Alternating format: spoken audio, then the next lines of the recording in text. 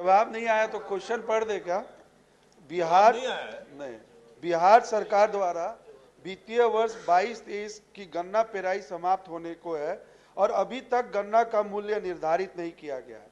गन्ना प्रभेदों को भी लेकर चीनी मिल द्वारा उन्नत प्रभेद को छोड़कर बाकी सभी प्रभेद के पेराई में कोताही बरती जा रही है।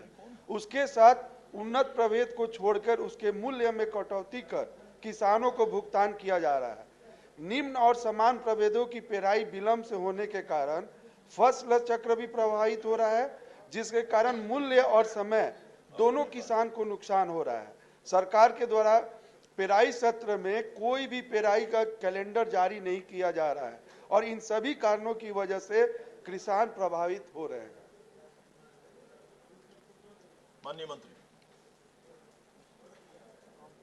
महोदय, माननीय सदस्य ने यह जो प्रश्न ध्यानाकर्षण के माध्यम से उठाया है, वस्तुस्थिति यह है कि माननीय उच्च न्यायालय पटना के द्वारा पारित आदेश के आलोक में पेराई सत्र 1996-97 से लेकर 2021-22 तक राज्य परामर्शित ईख मूल्य का निर्धारण बिहार शुगर मिल्स एसोसिएशन द्वारा किया जाता रहा है। विभागीय कार्यालय आदेश संख्या 467 दिनांक 5/3/2022 द्वारा पेराई सत्र 2022-23 से गन्ने का राज्य परामर्शित मूल्य राज्य सरकार द्वारा निर्धारित करने का निर्णय लिया गया था। इसके विरुद्ध बिहार शुगर मिल्स एसोसिएशन द्वारा माननीय उच्च न्यायालय पटना में वाद CWJC number 11099/2022 Bihar sugar mills association versus the state of Bihar और अदर्स दायर किया गया है। उक्त वाद में विभाग द्वारा प्रतिशपथ पत्र दायर कर दिया गया है। गन्ना मूल्य के निर्धारण हेतु बिहार शुगर मिल्स एसोसिएशन के सदस्यों के साथ माननीय मंत्री गन्ना विभाग मेरी अध्यक्षता में ईख विभाग के पदाधिकारियों के समक्ष। सभापति महोदय, मेरा गन्ना के मूल्य के लेकर तो सवाल था ही। सबसे बड़ी सवाल है प्रभेद को लेकर। जैसे जो चीनी मिल है, 3 प्रभेद होते हैं, उन्नत, सामान्य, निम्न। तो चीनी मिल क्या करते हैं कि उन्नत प्रभेद जो होते हैं वो पहले ले लेते हैं, यानी दिसंबर तक ले लेते हैं और उसकी जो रेट भी है वो 50 रुपये ज़्यादा देते हैं। लेकिन जो निम्न प्रभेद है उसकी पेराई वो फरवरी मार्च में करते हैं। इससे क्या होता है, एक तो रेट भी 50 रुपया कम देते हैं और जो किसान है उनका एक फसल चक्र बर्बाद हो जाता है।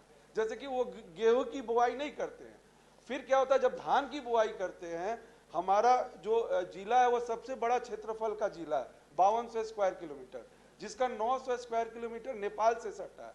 तो भौगोलिक स्थिति ऐसी है कि बाढ़ का जब पानी आ जाता है तो धान की भी फसल का नुकसान हो जाता है।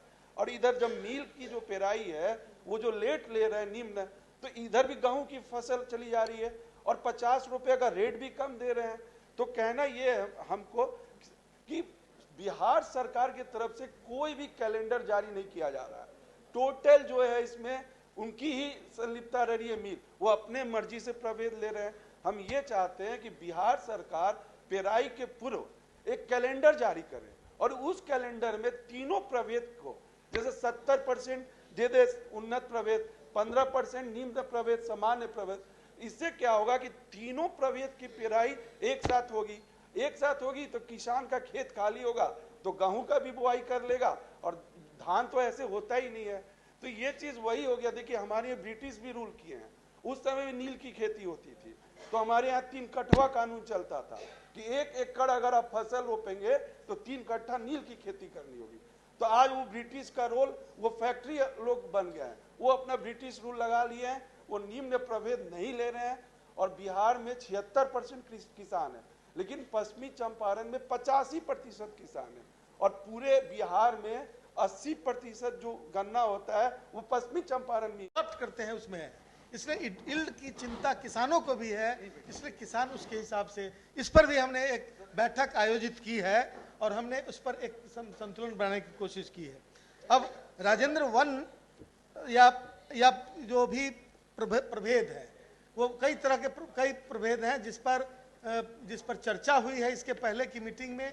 उसमें साइंटिस्ट लोग भी आए हुए थे और आगे भी इस पर हम चर्चा परिचर्चा करने का आयोजन करने जा रहे हैं। उसमें इन चीज़ों को किसानों को स्पष्ट किया जाएगा और किसान तक जो जिस्ट होगा उसको पहुंचाने का प्रयास किया जाएगा। महोदय, जो जहां तक कैलेंडर जारी करने की बात है, तो सभी प्राइवेट चीनी मिलें, सभी प्राइवेट चीनी मिल है, सभी अपना अपना कैलेंडर जारी करती हैं। हमने निर्देश दिया है कि कैलेंडर वो मंत्रालय में समर्पित करें और कैलेंडर पर मंत्रालय की ओर से निगरानी होगी कि उस कैलेंडर, हमें आशंका थी कि कैलेंडर के आधार पर भी जो है वो परचेज नहीं किया जा रहा है, टाइम का जो सीलिंग है उसको लांघा जा रहा है।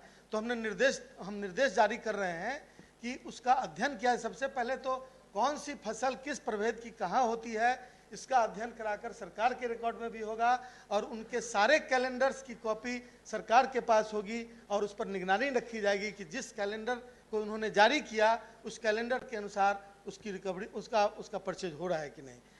अभी 2 चीनी मिल छोड़कर बाकी सारी चीनी मिलें पिड़ाई करने के बाद बंद हो चुकी है। अब 2 चीनी मिल हैं, वहाँ पर छोटी मोटी जो शिकायतें होती है उसको तुरंत संबंधित पदाधिकारी को दिया जाता है और उसका रिड्रेसल किया जाता है। महोदय, चीनी उद्योग बिहार में बढ़ाने के लिए सरकार ने जिस नीति का निर्धारण सरकार कर रही है उसके अनुसार आने वाले दिनों में ये कैलेंडर सिस्टम यदि आवश्यकता हुई तो सरकार उस पर विचार कर सकती है कि सरकार भी एक यूनिफॉर्म कैलेंडर बनावे और गन्ना उत्पादक किसानों को उससे यदि राहत मिलने की संभावना हो उस पर विचार सरकार कर सकती है भविष्य में।